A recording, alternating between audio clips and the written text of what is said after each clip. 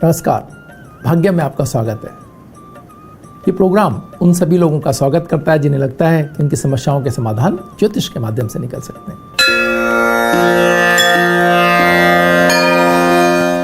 आज 21 अप्रैल है, 2020 सन है। वैशाख मास चल रहा है, कृष्ण पक्ष है, तिथि चतुर्दशी है, वार मंगलवार है और विक्रम संवत 2077 है। प्रमादी नाम का संवत्सर चल रहा है। शक संवत 1942, सूर्य उत्तरायण के अंदर है, ग्रीष्म ऋतु आरंभ हो चुकी है। मुस्लिम तारीख 27 है और सावन माह चल रहा है। हिजरी सन 1441 है।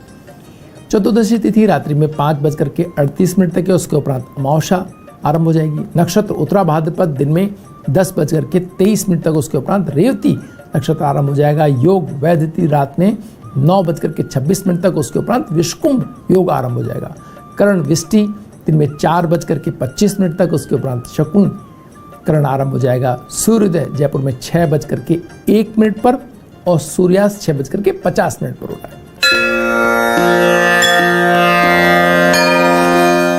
ग्रहों का गोचर मंडल देखें तो सूर्य मेष राशि में, मंगल मकर राशि में, बुध मीन राशि में, बृहस्पति मकर राशि में, शुक्र वृष राशि में, शनि मकर राशि में, राहु मिथुन राशि में, केतु धनु राशि में, चंद्रमा मीन राशि में पहुंच रहे हैं। ग्रह योग की बात जहां तक है, भद्रा दिन में 4:25 तक है। गंडमूल प्रारंभ में दिन में 10:23 से और सर्वार सिद्धि योग सूर्योदय से लेकर के दिन में 10:23 तक है। पंचक चल रहे हैं। मास शिवरात्रि व्रतयाज और राष्ट्रीय वैशाख मास प्रारंभ है और वैदिक पुण्य योग आज ही है। शेष चौगड़ियों की बात करें तो चर का चौगड़िया 9:13 से लेकर के 10:49 तक। लाभ अमृत का चौगड़िया 10:49 से 2:02 तक और शुभ का चौगड़िया 3:38 से 5:14 तक है। राहु काल वेला दिन में 3 बजे से लेकर के 4:30 तक है। राहु काल में जो लोग शुभ कार्यों को प्रारंभ नहीं करते हैं और टाला जाना संभव ना हो तो मीठे पेय पदार्थ का सेवन करके आप कार्य प्रारंभ कर सकते हैं। इससे राहु काल के दुष्प्रभाव में कमी आएगी।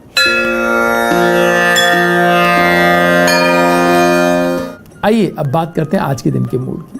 आज बुध और चंद्रमा साथ हो गए और साथ ही साथ वही स्थिति जो केतु से लेकर के राहु तक सारे ग्रह एक राशि के अंदर इस तरह एक तरह से नेकलेस की तरह से बने हुए। मित्रों, इसके मायने क्या है? इसके मायने ये हैं कि हम एक ऐसी स्थिति का सामना कर रहे हैं जो स्थिति कल्पनातीत थी और इस स्थिति के अंदर आज की जो स्थिति है वो चंद्रमा और बुध के साथ होने ने बहुत महत्वपूर्ण रूप से आप देखेंगे कि लोगों के मनों के ऊपर आज बहुत इस बात का फर्क होगा कि नकारात्मकता उनके मनों पर कहीं ना कहीं, जो इमोशनल लोग हैं वो कहीं ना कहीं इस बात से प्रेरित हो सकते हैं कि उनको अपने विचारों पर नियंत्रण रखने में समस्या है, शब्दों पर नियंत्रण रखने में समस्या है, अपने जो इकोनॉमी है या अपने जो धन संबंधी जो निर्णय है वो करने में उनकी भावनात्मक जो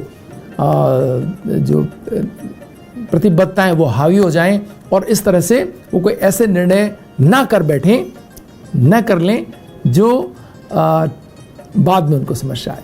तो बहुत समझदारी से आर्थिक निर्णय लेने का दिन है।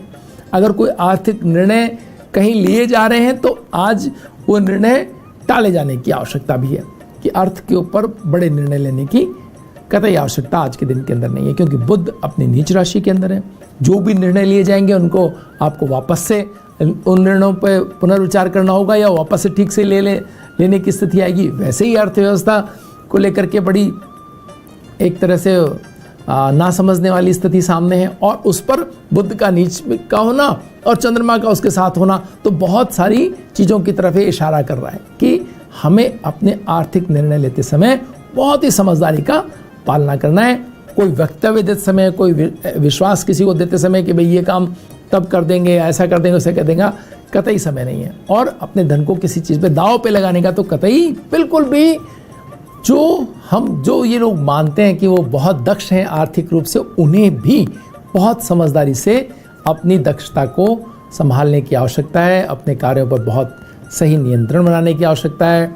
अपनी इकोनॉमी को बहुत संभाल करके काम में लेने की आवश्यकता है। दूसरों को राय देते समय भी बहुत समझ करके वो राय दें, क्योंकि उनकी राय से अगर कोई लोग निर्णय कर रहे हैं तो वो भी आज उसके लिए भी कोई बेहतर दिन नहीं है। कुल मिलाकर के आज चंद्रमा और बुध का साथ पारिवारिक रूप से भी अपनी बातचीत कहते समय बहुत समझ करके बात कहने की आवश्यकता है, क्योंकि शब्द इधर उधर हुए तो भावनाओं का सही संप्रेषण आपके मन की सही स्थिति को शब्द दर्शाते हैं, और शब्द अगर दाएं बाएं हुए तो लोगों को एक गलतफहमी हो सकती है कि आपकी तो भावनाएं मूल रूप से ऐसी हैं।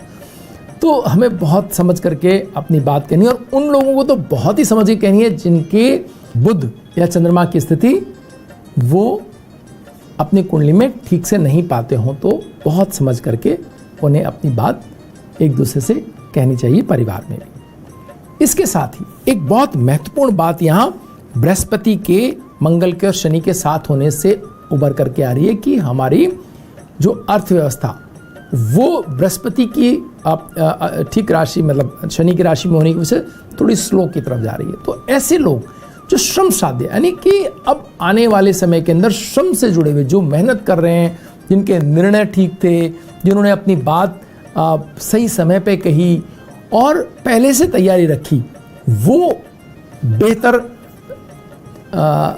जो है अपने समय का सही सदुपयोग करेंगे, वो सही स्थिति को पा सकेंगे। तो ये यहाँ एक ऐसी स्थिति हमारे सामने है जहाँ पर बृहस्पति की स्थिति के कारण अर्थव्यवस्था के अंदर थोड़ी बदलाव हम देखेंगे। तो हमें पहले से अपनी प्लानिंग बनानी होगी कि आपको क्या तो कार्य करने हैं, किस तरीके से करने हैं, और उनके अंदर जो हमारी भूमिका श्रम से जुड़ी हुई, यानी लोगों को मदद करने से जुड़ी हुई, श्रम से जुड़ी हुई, केयर से जुड़ी हुई अगर हम कोई व्यवस्थाएं बनाते हैं तो आप देखेंगे वो ज़्यादा लाभदायक स्थिति के अंदर होगी। लाभ थोड़ा कम ज़रूर होगा, लेकिन उसके बावजूद आप देखेंगे कि वो व्यवस्थाएं धन कमाएंगी जो केयर से जुड़ी हुई होंगी, जो लोगों की फिक्र करती हुई होंगी, जो लोगों के लिए कोई ना कोई राहत या उनको